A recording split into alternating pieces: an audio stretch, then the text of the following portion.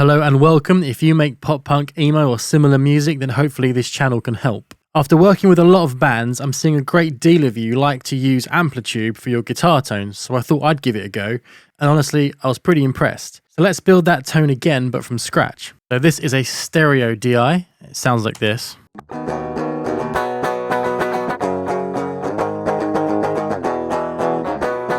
Yeah, nice clean sounding DI. So I've loaded up Amplitube in stereo, but I wanted to process everything in stereo 2 separate channels. So I'm actually here on the left, I'm going to change this to the stereo input. Now Amplitube works slightly differently to the other amp sims in that we can run it in stereo and affect each one differently, or affect each channel differently.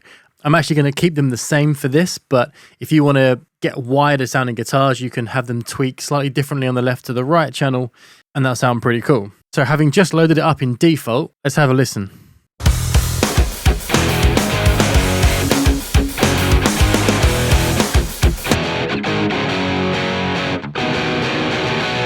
Yeah, and off the bat, that sounds pretty cool. It's weighted to the left because we've got these strange settings that are default for Amplitube, and it's kind of problematic. I find it a little bit of a pain, but no big deal. So just to set this up quickly, I've got the I've gone to the mixer section, cab 1, and I'm going to pan the 57 mic to the left. I'm actually going to, for the purposes of keeping this simple, I'm going to get rid of the U87. We'll leave the room in there because that's one of the cool things about Amplitube, with the different room mics you get. Cab 2. We're going to take that 57, pan it to the right, get rid of the U87. So I've noticed that this is a different room here. I'm going to change this cab 2 here to be the same room as cab 1. And that's in the speaker section, room. I think it's that hall there, isn't it? Yeah, there we go. They're the same. Okay, so let's dial this amp in. Now, off the bat, like you heard, it sounds pretty good. I do want to change a little bit. I want to give it a little bit more mids, let the low end through, and then we'll tinker from there.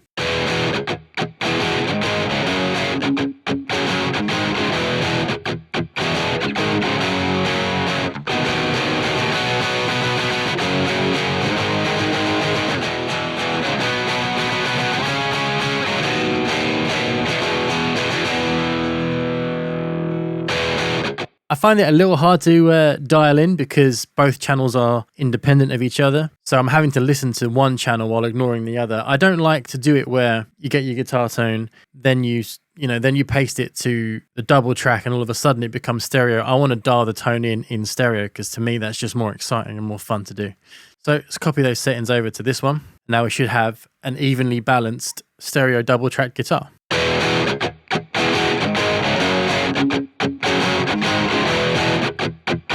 Yeah, and it's got good mids. If you've watched any of my other videos, you know I'm really into neural DSP amp sims, and I'm a bit of a snob in that regard. This is competing with that, and this is really cool. The next thing I want to do is try a tube screamer. It will boost the mids and clean up the low mids, and also there's some clankiness to this that it does take away due to the saturation of the tube screamer. So this is entirely down to preference. I like the clankiness of the tones, so I'm probably going to leave it off, but I do want to hear what it sounds like. So pedal section, let's find the tube screamer, and we want to put it before the amp on both sides. I know just from experience of being in a studio that I'm going to have the overdrive off, tone probably around there. We'll copy that across. Let's hear that.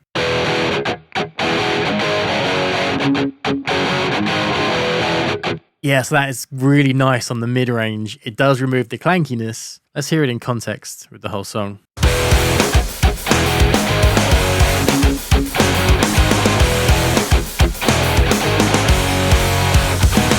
Yeah, really nice present mids. That's how you stop your guitars from disappearing, by the way, is you have that mid-range there because the brightness of the guitars will blend with the cymbals and you'll lose the note there. The low end of the guitars will blend with the bass. So the mid-range is really where the guitars shine, and that's what's so cool about the Tube Screamer and how nice this amp sim is sounding. But let's turn them off just to get a good comparison.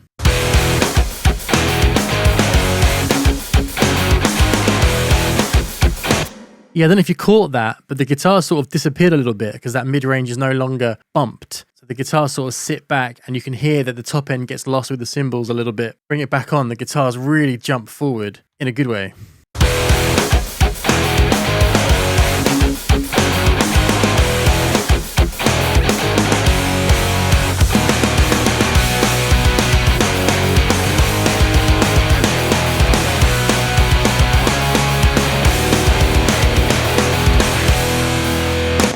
I think we've got to leave it on. We have to. Okay, so with the extra mid-range, and we did push the mid-range on the amp also, we're going to need to refine that honkiness so that we still get the mid-range bump, but we don't have that annoying honk that is taken away from the clarity of our tone. So you can use any EQ that you want to use, but I'll use the Fab filter because I'm a snob. So I'll whack this in stereo and I'm going to fish around for the honkiness, and we're going to reduce it, but not kill it.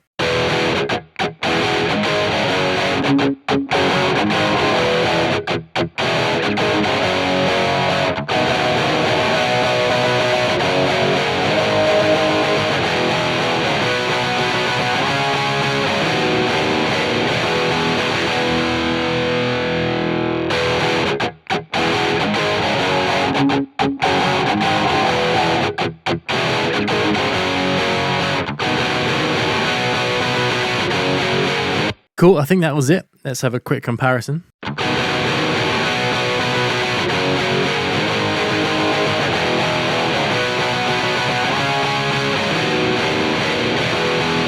Yeah, hopefully you heard when the EQ was bypassed, that honkiness came back. The clarity's there with those two cuts, and we still get that mid-range presence from the guitar, so that's really cool. And we're going to add some filters in now because we don't need the extremes on this tone when the whole song is playing.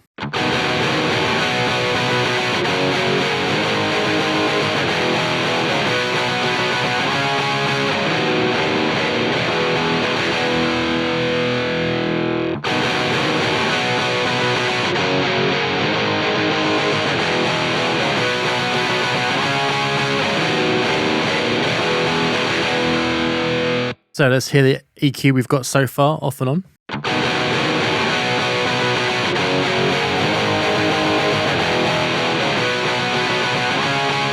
Yeah, so we're cleaning it up. We've got the tone isn't being changed. In fact, the things you have to listen past to hear the tone are what the EQ is removing. So we're bringing it into focus. And we're going to do some cleaning up of those sort of harsh resonant frequencies, 2-3K sort of area now.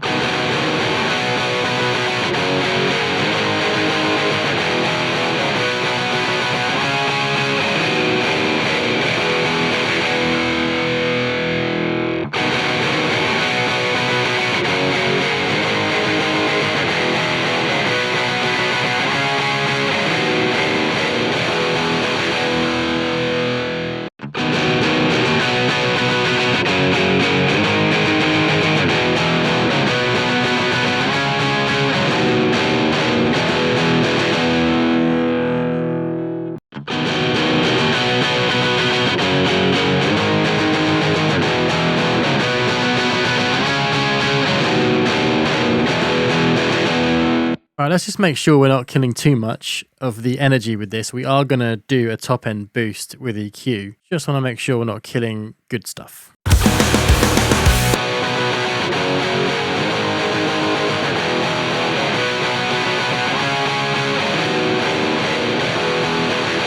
Yeah, so it's mostly just harshness and a bit of fizz that we're getting rid of. Now I want to try and get this tone to be a little brighter with a bit more bite. I always would use a Waves SSL channel top end boost, but as there's some modeled EQ hardware and Amplitube, let's use that. So scrolling down to the EQ here, let's do this, what looks like a Pultec. We'll stick that at the end of the chain on both sides. So I'm thinking 8K, which is normally what I would do. And let's see what kind of boost we can get before it starts to sound harsh. We want to get some presence and bite into it. And we'll do this, first of all, in solo, so I know I'm not introducing any horribleness, and then we'll check it with the mix.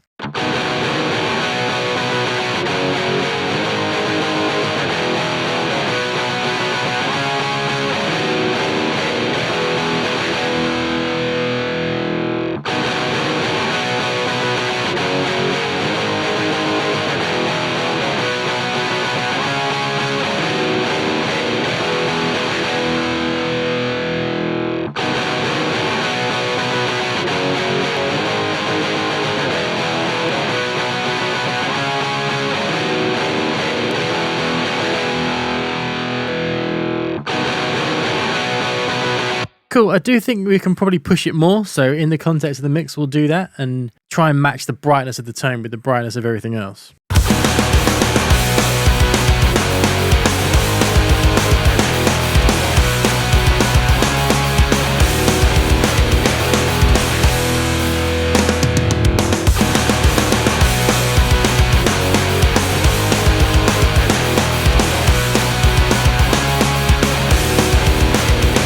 Yeah, this sounds like it's got a lot of energy. It's sounding really cool. I really like this tone. And don't forget, if you make music like this and you want me to mix your next song, then head over to my website, terrybeckleyrecording.com. Scroll down to the contact form, send me a message. I will get back to you. The link will be in the description. So now we can take this further. And if you are a snob like me, we can do some cool stuff now. So typical snob plugin is Soothe 2. And there's this really cool preset that I found which works well on Amplitube, and that is this de-digitized software amp here. So where amp sims are always a little bit harsh with that extra digital fizz that you get, we can make it sound more like a real amp.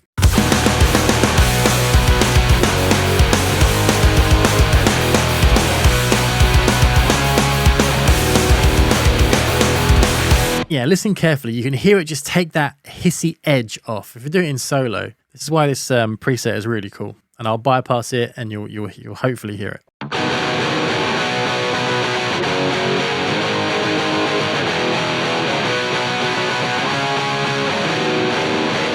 Yeah, it's cool, right? This is such a cool tone. I really think this is working really well. And now this next stage, I don't always do this, and I don't think we need it in this instance, but it's worth showing just in case you've got a tone like this where that hasn't got too much gain. There are some compressors that work really well to sort of keep the amount of gain you have when it's a low gain tone. And this Renaissance Axe from Waves is one of those. So let's pull the threshold down. We'll probably slow the attack up a little bit to nail this. Although I will say in this instance, I don't think it's needed, but we'll try it.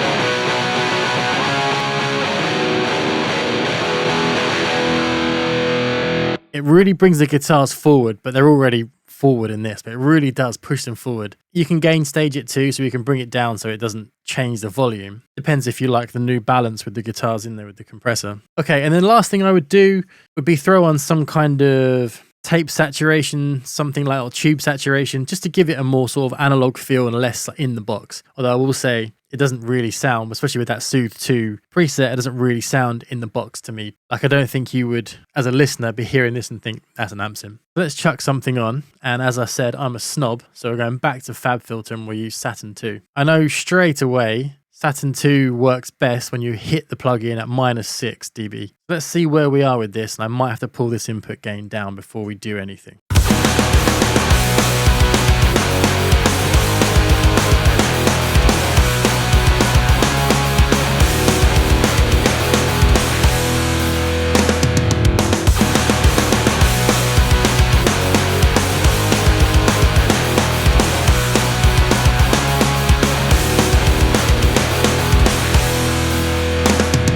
Yeah, that sounds cool. Subtle, but I like it. Let's just try the tube one. I often like to use the tube saturation on guitars.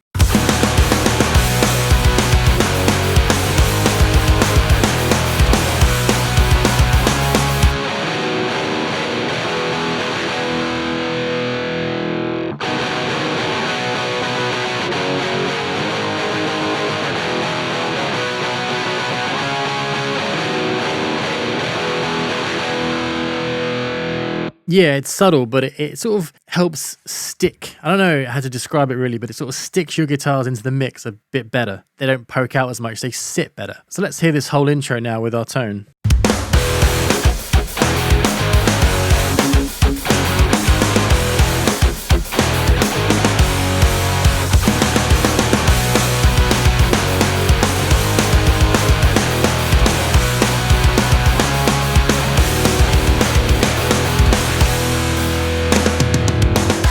Yeah, it's cool, right? Like, well done, IK Multimedia, who make Amplitube. This is probably one of the first times I've felt like I no longer know 100% that in my next mix, I'm going to use a Neural DSP amp sim. So fair play. If you want to see how I would go about dialing in any amp sim, then watch this video here. And if you make music like this, there are plenty more videos on pop punk and emo mixing, so do check out my channel. As always, thank you very much for watching, and I'll see you at the next one.